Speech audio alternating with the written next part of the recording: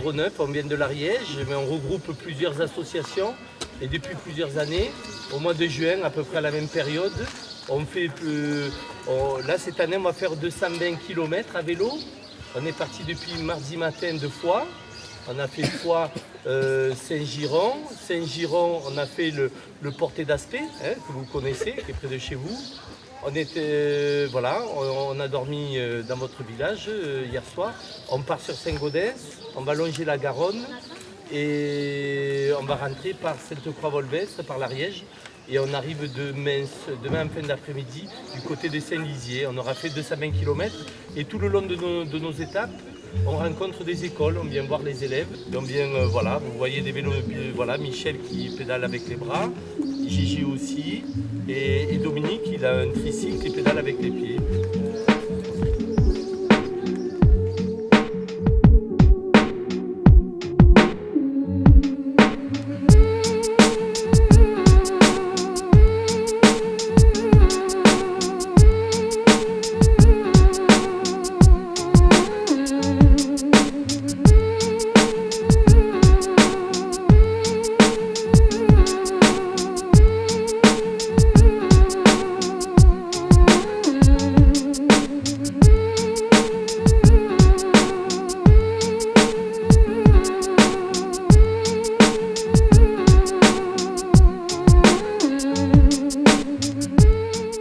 C'est Bruno Sens, je suis membre de l'APF depuis pas mal d'années.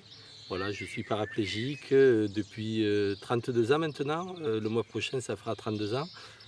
Membre actif de l'APF pour l'organisation de l'Handi-Tour. Il y a à peu près 20 ans, avec des copains dans l'Aude, on avait créé un Handi-Tour. Quand je suis arrivé en Ariège, j'ai proposé, j'ai dit tiens, ça pourrait être très sympa. C'est un département où il y a une dynamique, il y a une alternative. Et assez rapidement, il s'est dessiné l'approche au niveau des écoles. Comme il y avait Yannick Poirier qui faisait ce travail de sensibilisation de son côté, c'était intéressant de continuer dans cette lignée-là. Je suis responsable de la sensibilisation auprès des écoles. Sensibilisation scolaire sur le handicap, sur le regard sur le handicap, sur les différents handicaps, sur la communication avec les personnes handicapées. D'une façon générale, les enfants n'ont pas peur du handicap. Ils parlent facilement du handicap sans gêne. Donc la notion de peur ou de gêne pour les enfants, ça n'existe pas.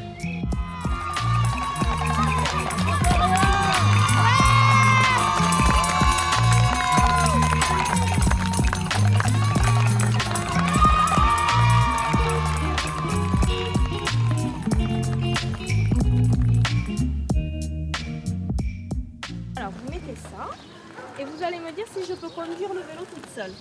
Au fil des années et toutes ces sensibilisations et les questions des enfants et l'intérêt des enfants, je me suis rendu compte que ça n'avait rien à voir avec ce que je pensais. Ils ne demandent qu'à apprendre, ils ne demandent qu'à savoir et ils sont tout plein de questions et on leur apprend à guider, on leur dit ce que c'est. Je pense que c'est eux l'avenir. C'est eux qui changeront les choses. Nous, on est une petite pierre et plus on leur donne les moyens de comprendre que s'ils ont les gestes, s'ils ont l'empathie, s'ils ont la curiosité de savoir comment faire avec nous, pour les déficients visuels par exemple, mais ça peut être avec n'importe quel handicap, moi je parle du mien parce que c'est celui que je connais le mieux, l'inclusion se fera naturellement et ce sera vraiment une société de partage.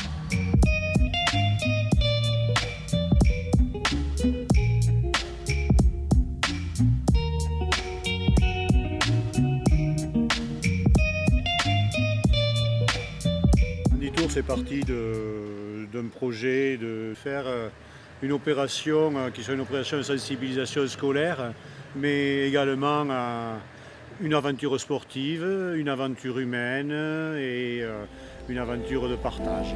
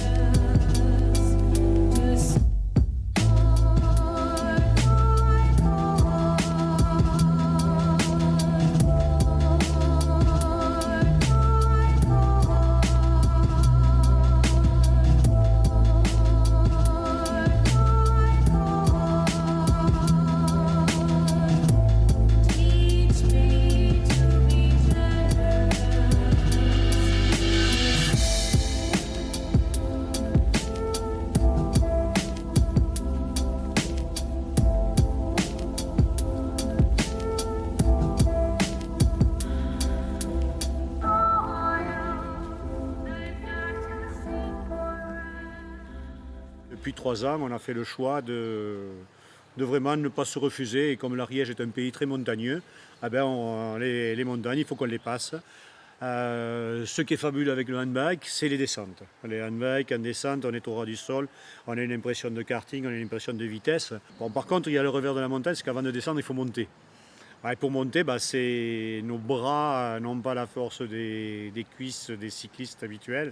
Et voilà, donc on a mis le système des mules qui nous tire, notamment nous sur les handbikes, ou même les vélos, ou les tandems. Voilà, donc tout le monde est solidaire entre valides, personnes sur handicap.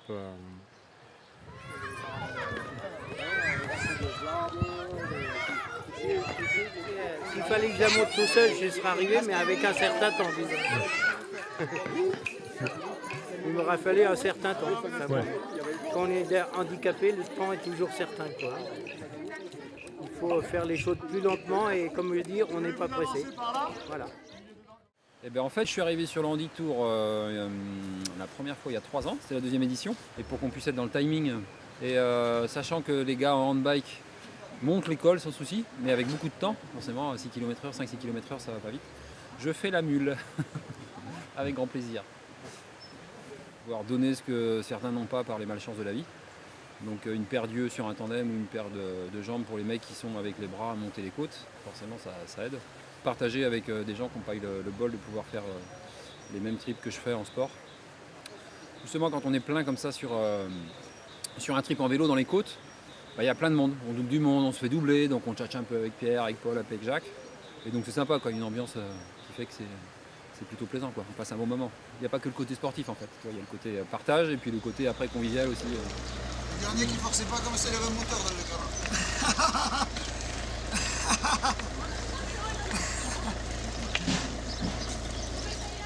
Quand on est en tandem, je me disais en fait c'est comme en danse.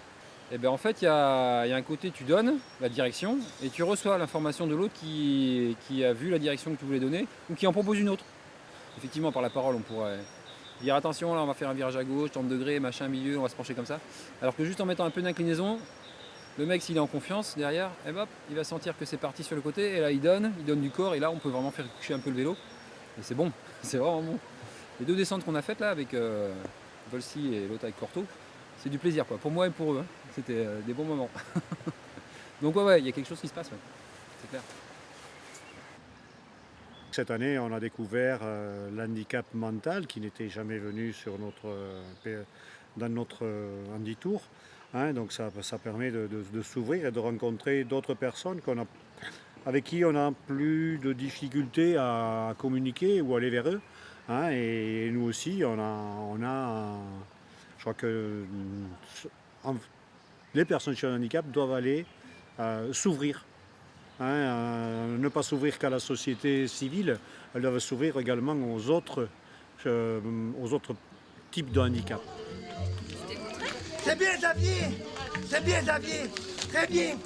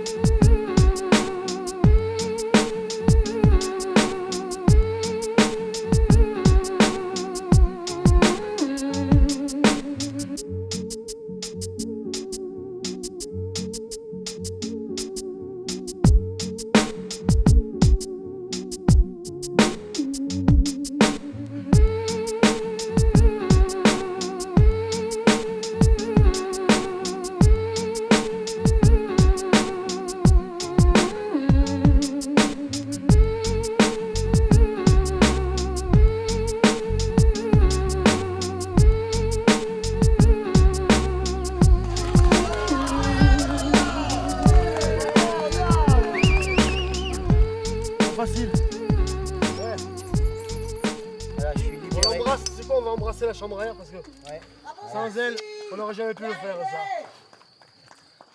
Moi, je me dis que voilà, je suis en plutôt bonne santé. J'ai mes 2 bras, mes 2 jambes. Je trouve ça assez dur.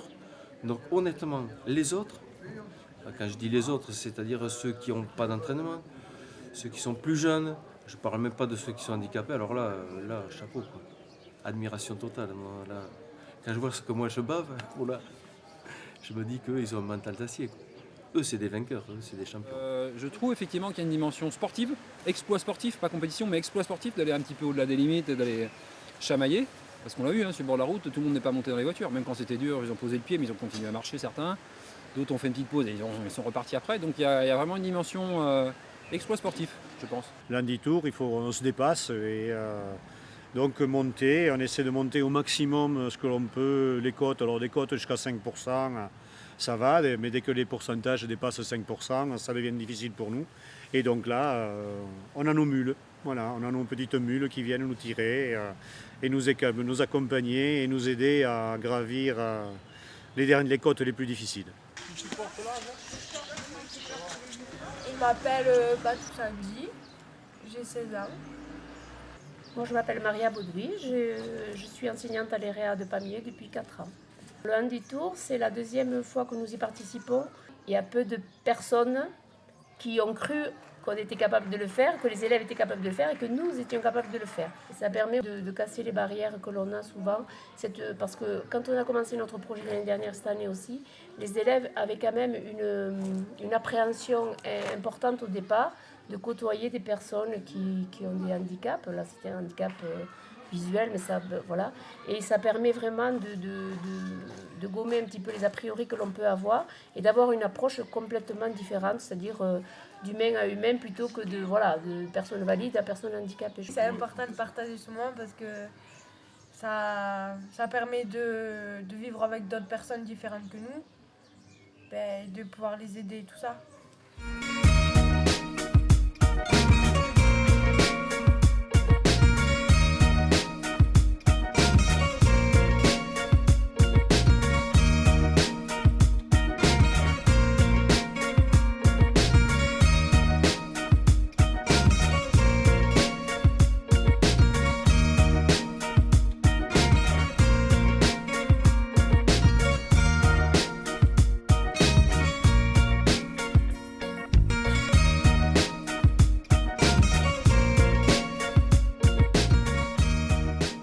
Cet après-midi, j'observais les visages en remontant le peloton, là, et tout le monde avait la banane, avait le sourire. Et je trouve que ce Handi-Tour, c'est un formidable vecteur de rencontres humaines et de solidarité. La seule vraie motivation, c'est d'être avec des copains. Voilà.